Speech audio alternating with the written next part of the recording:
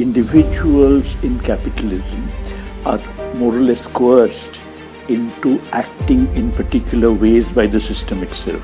Jobless growth is actually not an aberration but written into the nature of neoliberal growth, the neoliberal model. I think democracy in a true sense is not realizable within capitalism.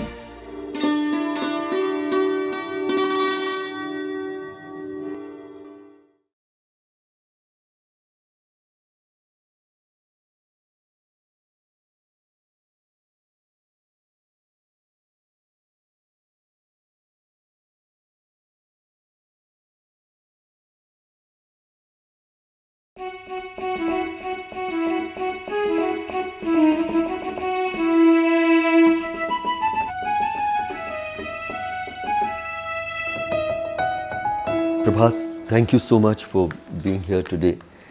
The world as we see it is in enormous crisis and turmoil around the world.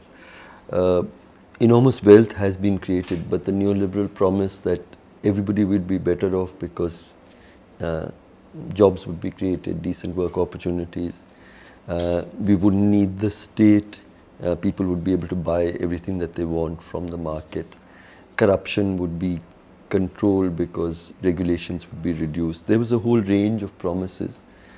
I think enormous wealth has been created, unbelievable levels, but a lot of the other promises are falling by the wayside. And the last decade and a half in India has been not only one of jobless growth, but also formal decent work employment has actually rapidly declined, and instead we are witnessing the only kind of work that is available to large millions of our people is uncertain, unsecured kind of work. And the newest crisis that I was reading about, in fact, perhaps in today's or yesterday's newspaper, was on a deceleration even of effective demand in the economy. So in the context of this, the alternative imagination of a society that was built around socialist principles, many people believe or assume that alternative imagination died with the collapse of the Berlin Wall, and that we were living through the triumph of one economic idea, which was of neoliberalism. I've heard you speak about, and you're one of the most respected economists, but I would also say, in a sense, a philosopher about how our economy and public policy should be managed. You've been speaking about universal social rights as perhaps the key of an alternative imagination. I heard you somewhere say that it is the new class struggle. So how would you explain this idea of universal social rights, and where do you see it as offering an alternative imagination? Well, it's based on my view of capitalism. I believe that capitalism is in fact what I call a spontaneous system. It is driven by its own inner logic. Individuals in capitalism are more or less coerced into acting in particular ways by the system itself. Interestingly, Marx had called the capitalist, supposedly the hero of the system, as capital personified. In other words, capital is in fact working through the person of the capitalist. Now, one of the tendencies of capitalism is that any restrictions on capital also tend to get spontaneously overturned. Now, this is what Keynesianism, for instance, had advocated, and in the post-Second World War period, this is what the world saw, that basically you can have regulated capitalism, welfare capitalism, and so on. But as a matter of fact, with massive state interventions. Massive state intervention. But largely wasn't the Keynesian idea largely one around employment, the state intervention for employment? But employment in America was provided through an expansion in aggregate demand that was essentially because of military expenditure. But employment in Europe was essentially through welfare expenditure. So that, European social democracy enlarged employment, took these economies close to full employment, and at the same time provided a welfare state. And everybody thought that that was, as it were, the possible within capitalism, and therefore the argument for socialism, in a sense, had become irrelevant. But on the other hand, now we know that the moment capital felt strong enough, overcame the existential crisis which it had got into in the post-Second World War period, when there was massive workers' uprising all over Europe, when there was a socialist threat with the Red Army possibly marching into large parts of Europe and threatening the rest. The moment that got over and capital consolidated its position, you now find that, as a matter of fact, neoliberal capitalism reintroduces the spontaneity of the system. Now, to the extent that is the case, I believe, and the retreat of the state, and the retreat of the state, and an attenuation of the welfare measures, which has proceeded to varying extents in different countries. But on the other hand, there is no denying it. Okay, it has proceeded much further in Southern Europe than in Northern Europe, etc. The UK has also seen a large, UK also has seen substantial erosion of the welfare state measures. And in any case, there is substantial unemployment over large parts of Europe. So the thing is that, that it's in that context that I see the question of rights, that the provision of rights is something which is, particularly I'm talking about economic rights, like right to employment and so on, is really not compatible with neoliberal capitalism or compatible with capitalism in its spontaneity. And so I see class struggle over rights as a transitional phenomenon that would lead on to socialism. But Scandinavian countries held on for much longer. Yes. But yes. Didn't they demonstrate the possibility of capitalism coexisting with the idea of a welfare state? Oh, absolutely. Yeah. They did for a very long period of time. In fact, they did, and in many ways, the welfare state measures have not been as much dismantled in the Scandinavian countries as they have been elsewhere. But the point is, the tendency towards capitalism dismantling the welfare state measures is evident everywhere. And as a result, you would actually find that it is going to be difficult, particularly to sustain the welfare state measures, even in these countries. And certainly in countries of the South, the welfare state measures hardly ever got introduced. But describing it as the new class struggle, if you could, is that an idea that you've thought through with some degree of nuance, or it is more about we need to organize around universal social rights?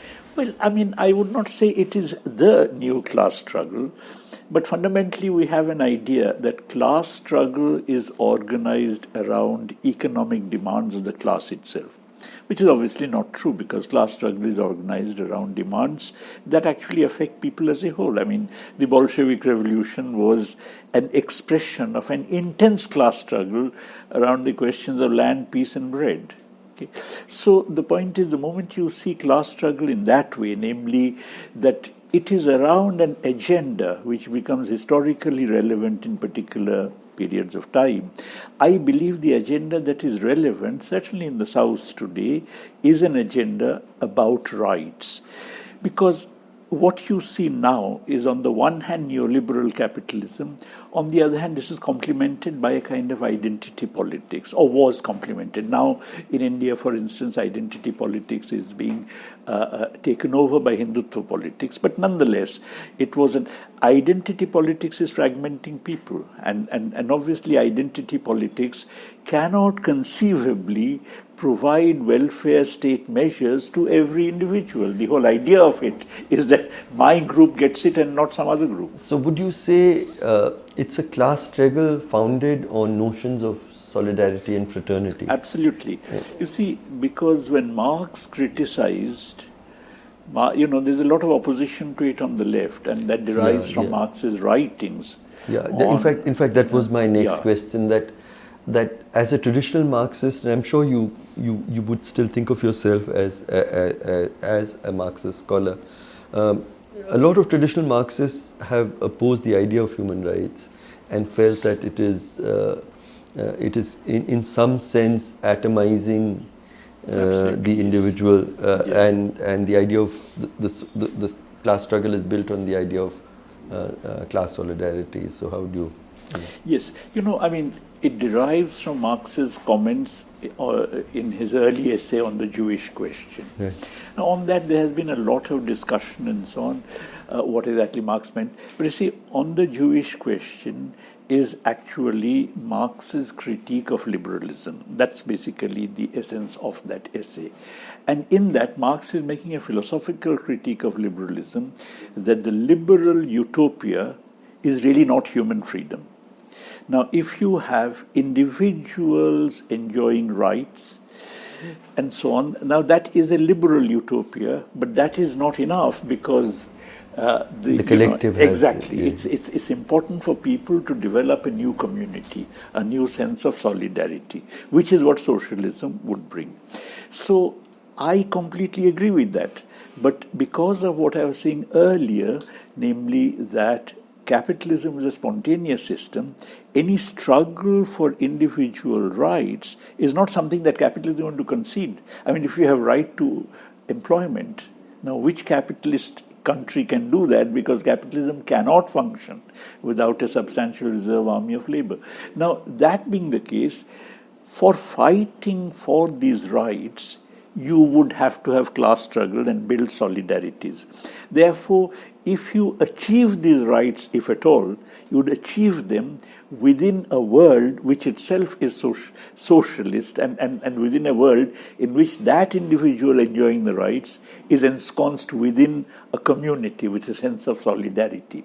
Now, if it is possible that the individual can achieve some rights within capitalism, so much the better, then the individual can proceed to fight for other rights. But staying with this debate a little bit longer, for myself, for instance, I see myself strongly located in the left, and yet I believe that 1948, the Universal Declaration of Human Rights, was a very important moment in human civilization, in a sense, because I felt it was based on the recognition of the equal dignity and worth of every human being. So as a Marxist, how would you respond to that formulation, in a sense? No, I applaud that formulation, but the point is, I think that's a formulation which, strictly speaking, is not realizable, in my view, within capitalism. Exactly, it is very, very similar to my view on democracy. I think democracy, in a true sense, is not realizable within capitalism.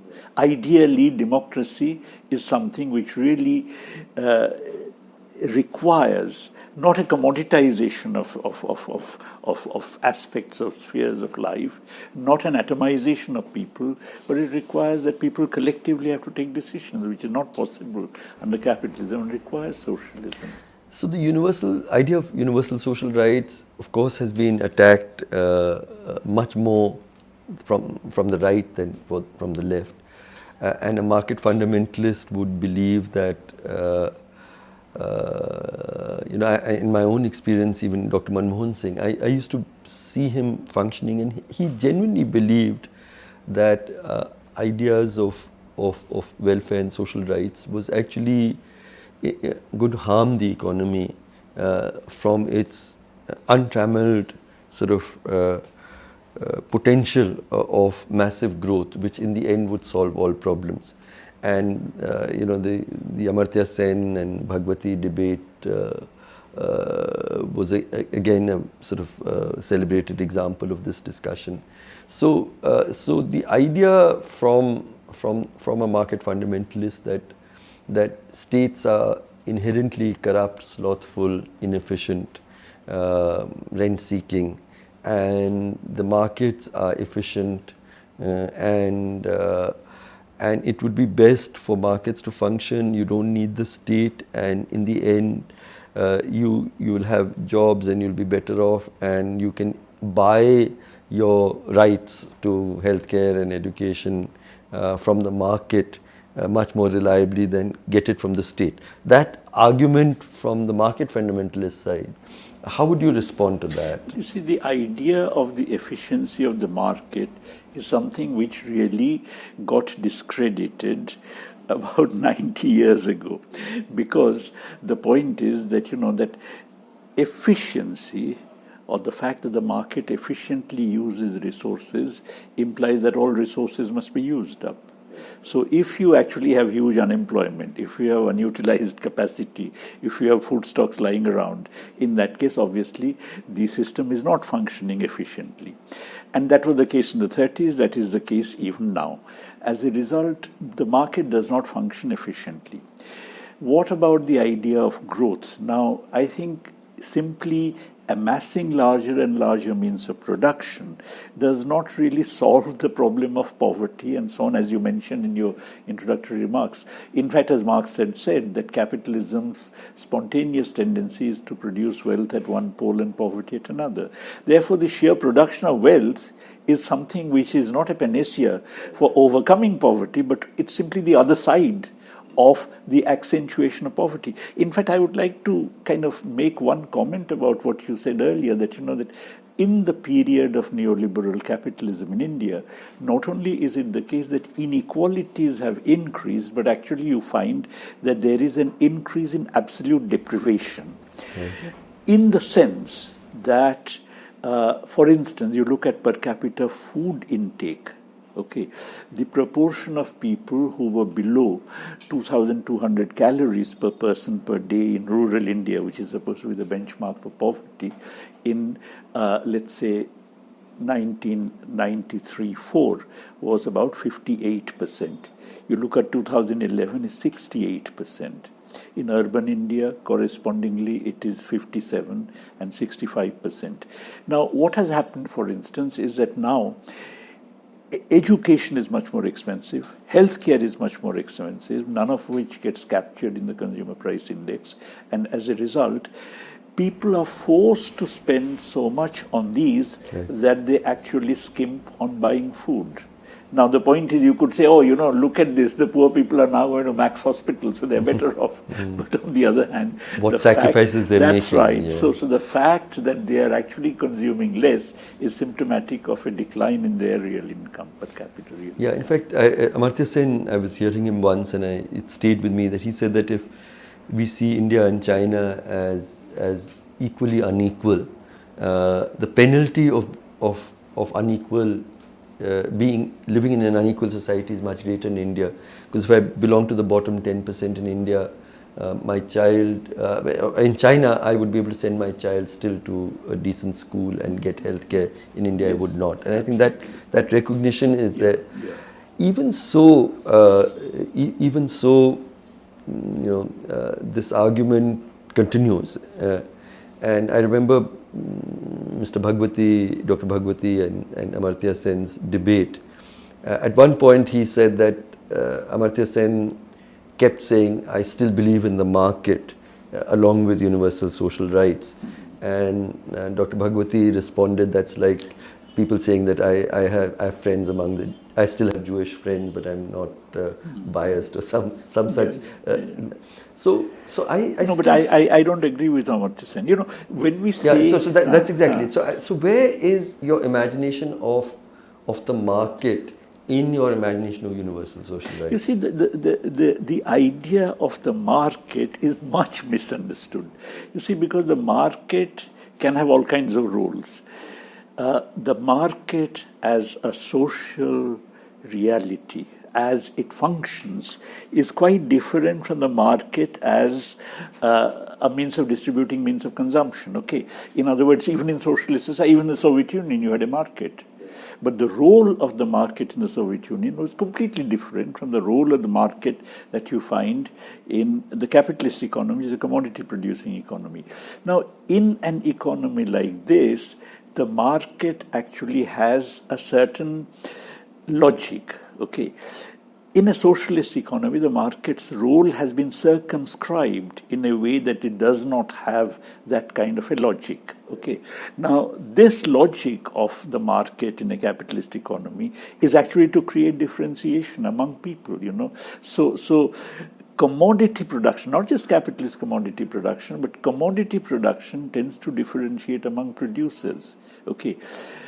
In capitalism, that's even greater. You know, you find that among capitalists, for instance, the big capital tends to become stronger and stronger, bigger compared to small capital, which is what we are seeing now with neoliberal capitalism. Absolutely. Yeah, exactly. Yes. And the role of the state in such a society is actually to aid and abet this differentiating role of the of the market. You know, and almost the death of the petty producer. That's right, exactly. Saying, I mean, you know, Modi's demonetization is simply something which is aiding and abetting and accelerating something that was already happening. That's right, Absolutely, you know, something which is already happening. Now, in that sense, I don't know what Professor Sen means by I believe in the market.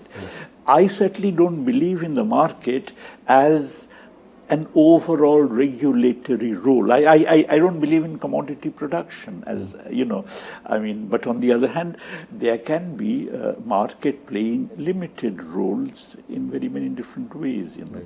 Right. But I mean, before proceeding, I think we need to acknowledge that both you and Dr. Amartya Sen passionately believe in universal social rights. Yes. But it is possible for you to be allies in that conviction and still have different views about the role of the of the capitalist of capitalism and the market. Yes, you would admit to that. Absolutely. I don't know what Professor Sen thinks these days about socialism.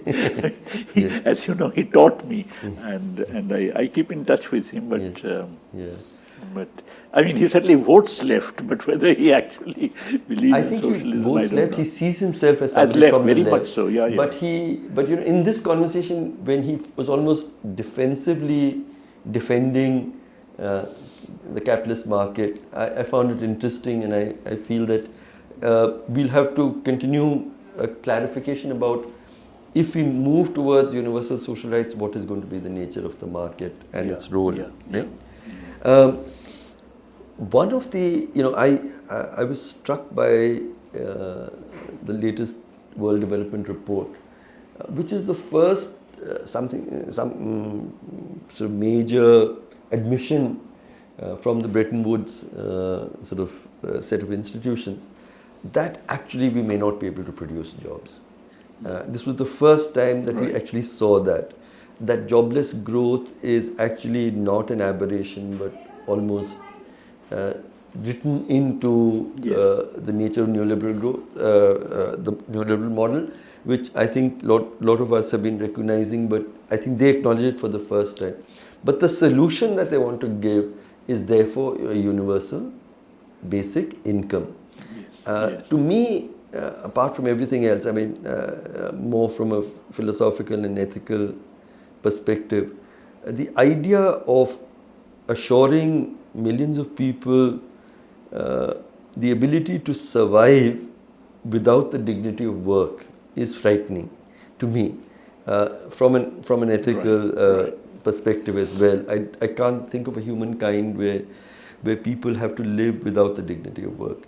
But that apart, there is, I saw in this election the small attempts at bringing in the economy by the Congress Party, for instance, was substantially built around a notion of not a universal basic income, but some kind of income support. And there are others, their friends like in Seva, who are very passionately supporters of this idea. I've had many debates with Renana and other friends there. They clarify that they're not talking about it as a substitute to welfare transfers like food, but a top up to that. So there are many kinds of ideas of the universal basic income. But do you feel there's a place for it in your imagination of the universal social right idea? If we have universal social rights, let's say we have a right to employment, failing which the person should be given a wage. In other words, getting a wage should not then be tied to simply getting employment. Now, if so, then the idea of a universal basic income becomes irrelevant, because everybody has a justiciable right to work. The problem with the universal basic income is that suppose you hand over a certain amount of money. In that case, there are all kinds of questions. If it's a top-up, then how much are you getting so that the additional amount can be calculated, etc. The Congress was talking about a top-up, which was a very almost impossible to implement. Exactly. But if suppose everybody gets a certain amount of money, but the point is that suppose you don't have a school within a certain radius, you don't have a hospital within a certain radius, you actually have to go to some private hospital. In that case, the idea of simply handing you money just doesn't help. It's very important that actually services, essential commodities must be made available to everybody, including work opportunities. And this is what the welfare state actually promised. Also, I feel that it is blind to the idea. Suppose I have a disabled child. I have many more economic needs than a person who does not have a child with disabilities. So a basic income idea and a top-up idea also is blind to that question as well. Yes. My next question is, you're talking about universal social rights. Which rights are we speaking about? Well, actually you can think in terms of a very wide range of rights. But in my writings, I've been talking essentially about five rights, 5 economic rights, which is, I'm not sticking to the 5. I don't find that these 5 somewhere have priority over other possible rights. And these 5 are employment, healthcare, education, school education. School education, healthcare, employment, pension and food. And food and nutrition, I guess. That's right, yeah. So I'm talking about just these 5 because I made some calculations based on these 5. That's the thing. Obviously, housing is very important. I struggle because I work with homeless populations, and I recognize how actually the absence of housing makes you vulnerable to a whole range of deprivation. If I'm homeless, I can't send my child to school, I can't study, I can't have safe delivery, I can't breastfeed my child. So all the other rights get complicated. So housing was one, but also, just out of interest, would you place higher education in your universal social rights? I would, but that is something which I would like. I imagine would come in subsequently, because at this moment there are so many school dropouts and so many people who can't even go to school that I think the priority would be school education. But Satish Deshpande and Apurvanand have done a chapter for our exclusion report. It's it's a really wonderful chapter, where they talked about higher education as actually being in our society the only available mode of social mobility for people of disadvantaged castes and gender, but it's also the site of great discrimination. So it's paradoxically both. Right. And we're seeing what is playing out in what JNU was and what JNU is becoming there. So I feel that a position, I'm not sure higher education, public funded higher education can be postponed if we are going to battle inequalities.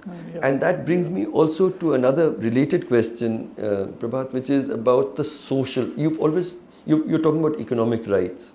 The formulation normally is social and economic rights. So for a person from a disadvantaged caste who is trapped in a humiliating profession, or women, or a person with disabilities, etc., there are a number of social rights that we'll have to somehow weave into the imagination of economic rights. So what would you think about that? And no, I would agree with both your points. I would agree with the point about higher education. Right. I would also agree with your point about social rights. But I was simply floating this idea of a certain set of rights which immediately, I made some calculations, they are immediately implementable, and what is more, I just thought that one could make a noise around. Yeah. Yeah. I mean, that is not that a is utopia. not an exhaustive, not at all. That's not my utopia. In fact, my utopia is socialism. And actually, in fighting for these rights, you would build up a kind of, a sense of community, a sense of class solidarity that would carry you to socialism, where you would have a lot more than these rights actually getting realized. Just looking at the politics in India today, I think we're passing through such a difficult moment where there was a cartoon which I saw the other day where there's a curfew outside and there's this man trapped inside, and he's saying, "Can I get out?" And the man is the economic crisis. So the economic crisis is sort of somehow this time round we're seeing it almost becoming like if I don't have work, or if I don't have all my social rights, at least I'm becoming part of a powerful Hindu nation. So there's, in India it seems to have just vanished from public discourse with the kind of urgency that is required. But even elsewhere in the world, we are seeing the rise of political leaders quite similar in many ways to the one that we have elected. So do you even think that the conversations around universal social rights are going to emerge? You do hear Bernie Sanders and you do hear Corbyn in some of the democracies. We're not hearing, the odd remark by Rahul Gandhi in the middle of the election campaign were the only straws that one could catch where there's some conversation about economic rights and social rights for the disadvantaged. So do you think it's politically anywhere possible in India? Well, I think the Hindu right has hijacked the political discourse. In some sense, we have to recapture the political discourse around the question of the economy, how to improve people's living and so on. Now the thing is that, you can do any amount of propaganda about what you did to Pakistan, about all kinds of things, but you can't hide economic realities. Economics in that sense, actually one day your economic crisis, which is as it were kind of captured, is bound to come out. So to that extent, our job should be to help it to come out. Okay, and we can do that by pushing this discourse much more into the public domain. I think one of the things that happened earlier is that in some sense much of the opposition was really caught in the discourse of the Hindu right. If they were saying something, we were saying, no, they're wrong. But I think we ought to now, have the confidence of our own position. The time that the discourse got kind of somewhat interrupted is when there was the Kisan March, first in Maharashtra and then here. But I think if the momentum of that had been maintained, in that case we could have started a new discourse. But I think we should do it now. But there's also the question of what Paulo Freire called conscientization. Do you think that those of us ranged on the left with many agreements and some disagreements have done too little to battle in the battle of ideas? When I see Bengal, for instance, and the fact that people who've been with the Marxist Party for 35 years can so easily travel into the BJP, to my mind, seems to suggest that we haven't worked enough in the battle of ideas. Is that something that you feel we need to do more of? I would say, okay, I think the Bengal case is different because I think in Bengal what happened was, which is probably happening in Kerala as well, is that the left in some sense gets hegemonized by neoliberalism. And they do so because they are hemmed in a particular state, a fiscal problem and all kinds of things, okay. But whatever the reason, the left got hegemonized by the neoliberal paradigm. But the point is, in Bengal, nonetheless, for a very long time, there was a hegemony of the left in the sense that not only was there no communal riots, which of course the state can prevent, but the point is that, within Bengali social, intellectual life and so on. There was genuine goodwill between communities. Yes. And besides, there are hundreds of small left-wing journals, there still are, notwithstanding Mamata and BJP. I keep getting requests from them to kind of send some article and so small ones. So there is a very authentic battle of ideas taking place there. And in some sense, the left did have a hegemony in this battle of ideas all these years. By left, I don't mean just the communists. I mean left ideas generally. Yeah, Jawaharlal Nehru, I would include as part of these left ideas. What has happened of late, I think, is a dissonance, a disjunction between the people at large and the intelligentsia. I think even now, the left, in that broad sense, ideas are still the dominant ideas within the intelligentsia. I don't believe much of the intelligentsia has gone over to the BJP. You can easily see on this Kashmir, for instance. But what has happened is somewhere they have managed to get at people, and I think they have managed to get at people by inculcating deliberately a sense of insecurity and fear. There are several kinds of fear you can see. There's a fear of CBI and Enforcement Directorate. There's a fear of the lynch mobs. There is a fear of the Muslims. There's a fear of the terrorists. In other words, this is a society which has been literally fragmented, literally smashed to smithereens. Conversion somewhere else. So the point is that, the BJP's contribution has been to really smash a civil society that had a certain sense of solidarity into really fragment. So in this battle for universal social rights, how would we build a mass support for it? What can we do differently, do you think? Is that too big an idea?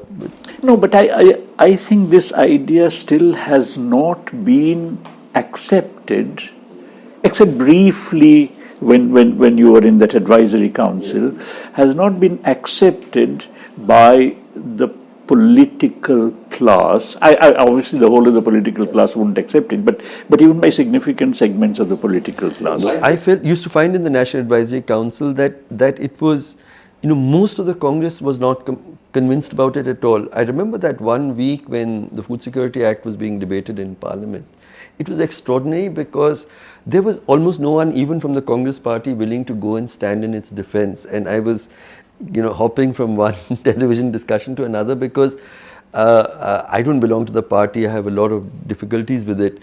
But the idea of, of ensuring food security as a near universal right, there was no one in the political establishment except from Mrs. Sonia Gandhi who seemed even willing to stand up and be counted on that idea. So there is absolutely, there's a much larger consensus. But that is something which actually makes it all the more important, particularly in a society in which you have all this caste oppression and so on. The idea of an economic right or social right, which is universal, is very powerful. I remember when I was a kid, very small, the 1952 elections happened. And in the village where I was born and brought up, it was dominated by a set of Brahmin landlords. they were furious, infuriated that a Dalit actually had a right to vote, and actually he is going to determine the outcome of who's going to be elected. I mean, they were just so if you can imagine that happening at the political level, the idea of having a set of socio-economic rights is something which would be such an attack on the caste society. The first question would be, then where are we going to get our maids from? Yeah. No, in fact, truly, my wife was telling me that in middle class women in Delhi were actually saying, if you vote the Congress because of his proposal, we won't get domestic helpers in our homes. This was actually a conversation when the Congress made that. Yeah, so you're absolutely right. I mean, it goes at it hits at the core of the idea that our comfort level with inequality as something that is legitimate, that is how we built our lives, and they deserve their lives, we deserve our lives, and those kind. It's been a fascinating discussion, Prabhat, but the last question would be about the critique that it is a utopian idea because it's not feasible, we don't have the money.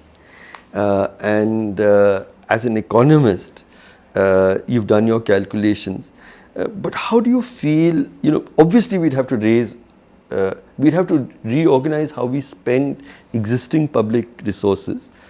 So what changes there? But how would we actually be able to raise the kind of resources that we require for an idea of universal social rights, even if we stay with those 5 that you spoke about? There are 2 levels at which this question can be answered. Firstly, purely financial resources.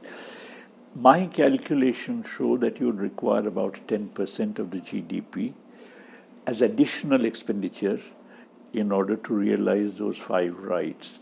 And 10% of GDP can be quite easily raised financially because, let's say, I made a calculation that if you look at the total net worth in India today, wealth, is about 570 lakh crores. And if you take the top 1%, which owns roughly 60% of it, and you tax 2% of wealth tax, then you can raise about 6.6 lakh crores. And then any wealth tax is accompanied by an inheritance tax, naturally, otherwise you'd simply divide it up. And so even if you assume that the 5% of this wealth, of the top 1%, keeps changing hands every year, and you take away 1/3 of it, which, by the way, is perfectly compatible with the self-justification of capitalism. Capitalism says that you have wealth because you are talented. Yes. Therefore, there is no reason why your child should have wealth unless the child shows his talents. So the point is, if you do that, then you get another 5.5 lakh crores, and then that gives you 12 lakh crores. And really speaking, in order to spend 10%, you need to raise resources which are less than 10%, because any such expenditure has multiplier effects. Therefore, income increases, and therefore you get some tax revenue. Can you explain, give an example of a multiplier effect? You see, suppose you spend 100 rupees. Suppose you spend these 100 rupees simply by borrowing. In that case, these 100 rupees go to create someone else's income. That person spends the part of this, and that goes to create someone else's income who spends. So you have various rounds of demand being generated. So the demand crisis would itself be addressed, and therefore. So when you are actually looking at the sum total of all this, the income generated is some multiple of what you originally spent. Take a very conservative multiplier of 2. In which case, 100 rupees spent would give you 200 rupees of income. take a tax GDP ratio, which is let's say 15%, in which case actually that would give you 30 rupees of extra taxes. Therefore, in order to be able to sustain 100 rupees of spending, you really need to raise 70 rupees of additional resources. So in order to raise 10%, as I said, you need 7%. And 7% you can raise through wealth and inheritance tax. But the point is really not simply the financial side, because after all, the resources, the physical resources released by taxing people would be quite different from the physical resources being demanded when income is generated. And consequently, particularly, you'd have to raise food grains output, otherwise you'd get into a severe inflation. Okay, so it'll have to be part of a certain reordering of our entire development strategy. Because there'll be much more demand of food because Absolutely. People will have. Yeah. But while all of this happens, another difficulty could be of state capacity. Do you think the state has the capacity to deliver universal social rights? That state which institutes universal social rights would also have the capacity. If we've got there, then we get there as well. Yeah. Joan Robinson has a very good statement. She says that any state which can rectify the ills of the capitalist system can actually do away with the system altogether. And any state that cannot do away with the system lacks the will to rectify the mistakes. Yeah. But our experience with the few rights that we were able to legislate, the food and education, etc. I just find there are moments where one recognizes that at least we have a recognition in law that these are rights, and it's not as if especially the Food Security Act. The scale of the PDS would not have been what it is, and children's school meals and some of that would be guaranteed. But even so, for right to education, I saw it required a raising of public spending from 3% to 6%, which just hasn't happened. And we're seeing a continuous erosion. And NREG, of course, all of us have seen that simply by delaying wage payment, for instance, inordinately, how will I then risk my coping mechanism? So I'll migrate and I won't depend, and so there is no demand. So we are so the killing by slow asphyxiation has taught me something more basic, and that's really my final question. Is, to my mind, you can legislate universal social rights, but if we continue to be a society we do not believe that last human being of the disadvantaged caste, of the disadvantaged gender, deserves an equal chance in life. But Rohit Vemula had said, whatever I could do, I could not escape the fatal accident of my birth. To my mind, it summarizes, our cultural comfort with inequality. So to my mind, even more than an economic challenge, it's going to be a moral challenge for our society to take in hand this idea of the equal worth of every human being. Isn't that going to be the most important challenge? Here we get back to where we had started, that what you said, the incapacity of the state is actually an aspect of class struggle.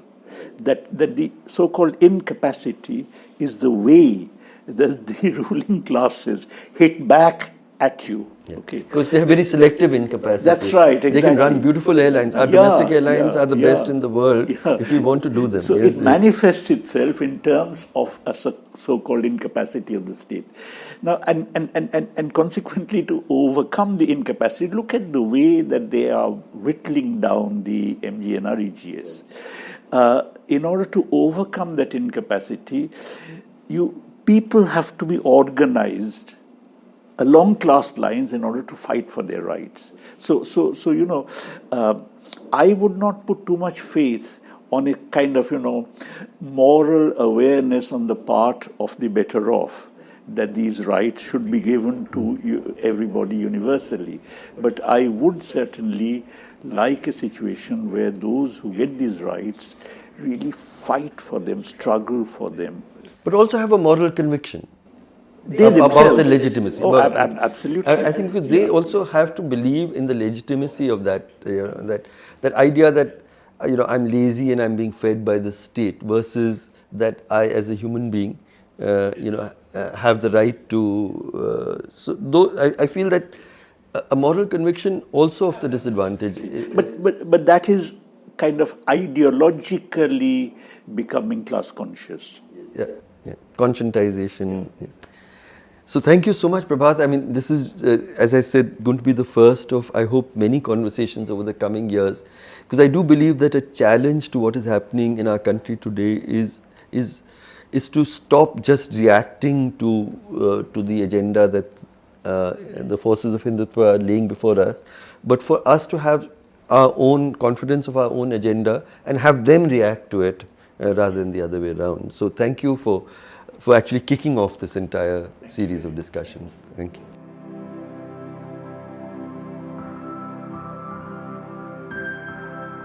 ये दाग दाग उजाला ये शब कसीदा सहर, वो इंतजार था जिसका ये वो सहर तो नहीं।